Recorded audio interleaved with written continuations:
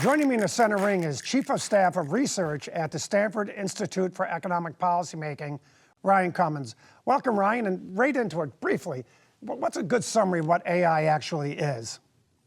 Yeah, first of all, thank you very much for having me. So, in short, AI, which stands for artificial intelligence, is broadly as we know it a feature that uses these things called large language models, which helps automate a lot of different kinds of tasks. Okay, and so there's been a lot of discussion around the country about the pros and cons. Why don't you tell us what we should be optimistic about and what we should be concerned about regarding this rapid growth of this technology? Yeah, so like I just said, it automates a lot of different tasks, whether that's computer programming or just something as simple as summarizing a document.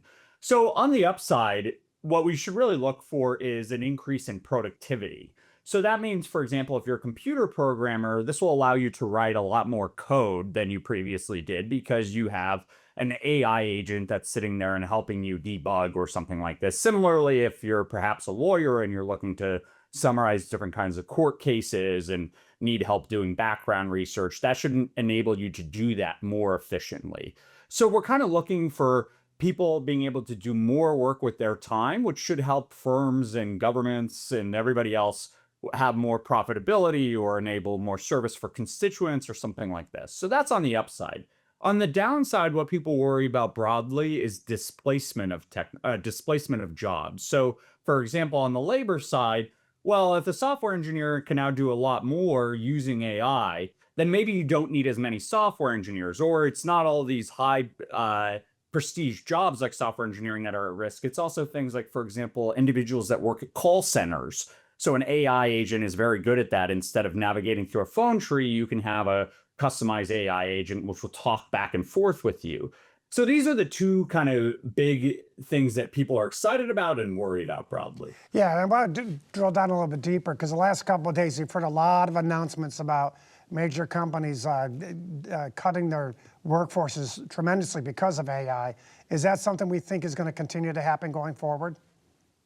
Yeah, so right now the data isn't particularly clear about how big the impact AI is having on the labor market. So, as you mentioned, some firms are saying, well, we're finding out we have a lot more productive workers than when they're using AI, so we don't need as many. But there's a lot of industries still where it's not clear that AI is immediately going to help you be more productive. For example, with agriculture, you need people to go pick strawberries and cultivate fields, and maybe some of the machines can be used a little bit better, but it's not going to have that immediate of an impact right away. So the jury's still out, but if it is a revolutionary technology, one thing we know about these productivity increasing technologies throughout history, whether that's the internet or the electrification of the factory floor, or going all the way back to railroads in the 19th century, these technologies always do displace some people.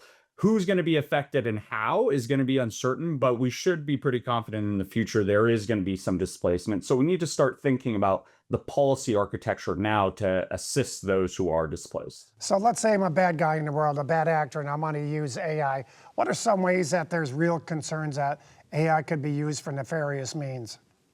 Yeah, so on kind of the most basic sense, there's a lot of scams that are occurring with AI right now. So, for example, somebody pretends to be your grandma, or alternatively, if you're a grandma, your grandson, and is chatting with you. And instead of having a human on the other end of the line halfway across the world, now it can even just be a robot. Alternatively, if you think about something even more severe, a lot of folks that I talk to who are in the cybersecurity industry worry about this quite a bit because the AI, instead of having an individual human sitting there trying to hack into someone's network, it can just do that for them and look for vulnerabilities. So just like it offers the computer programmer at Google the ability to, for example, make improvements on Gmail much faster, it also allows a nefarious hacker to be able to exploit vulnerabilities in networks much faster too. So it seems like with AI that if you have a company that's being traded on the exchanges, or any company at all, if it has anything to do with artificial intelligence, it seems to have a meteoric rise in value. And there's a boom here going on for sure. Can this boom be characterized as a speculative bubble? And what does it mean if it is? Yeah, so this is something my co-author Jared Bernstein and I wrote about in a New York Times piece last week, which is that generally a bubble is where the expectations for future profits are well exceeding what's many would consider as reasonable. So right now, what we see, for example, in the markets, as you mentioned, is anybody that mentions they're doing AI is getting a little bit of this magic fairy dust in their valuation and is having their valuation uplifted. Now, with that being said, for example, the last time we had a speculative technology bubble in 2000 with the dot-com bubble, there were firms that were able to harness the power of the internet and make trillions of dollars. So if you think about the Googles and Amazons of the world. However, there was a lot of firms like pets.com, which said, oh, we're going to use this internet technology to make a lot of money, and then went bankrupt 9 months after they IPO'd. So right now, from our perspective, if you look at a variety of different metrics in the financial markets, it does look like the amount of profits that markets are expecting AI to deliver across the market are a little too high for what we're actually seeing in terms of actual revenues and profits being generated and adoption across the economy as well. Yeah, so we have potential for misuse. It's growing very quickly, and overvaluation is a real issue. What's the regulatory environment right now, and what should it be?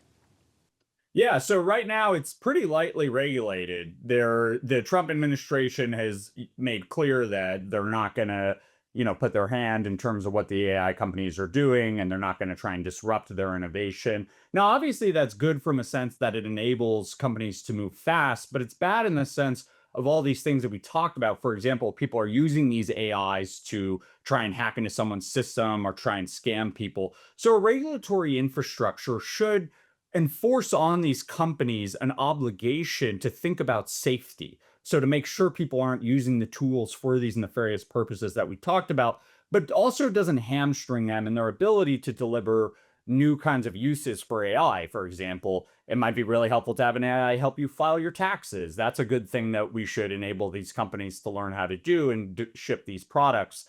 But we should not enable them to just say, you can do whatever you want and use it for whatever purpose that's going to make money, even at the expense of different kinds of vulnerable groups. Those groups, which are particularly exposed, so if you think about the elderly or you think about potentially lower income groups, those need to be protected with the usage of AI. We have about 30 seconds left, and I quickly, the regulatory environment surrounding public trading of AI, is that where it should be? Yeah. So in terms of where people like how they're trading news on AI, they should definitely be, made aware of the company's actual revenues. So, for example, hiding if you're not doing particularly well and trying to sweep that under some AI rug, saying a loss is actually AI investment, that should be closely tracked and made sure that shareholders and the broader public are not being taken advantage of. All right, Ryan Cummings, thanks so much for your great insight.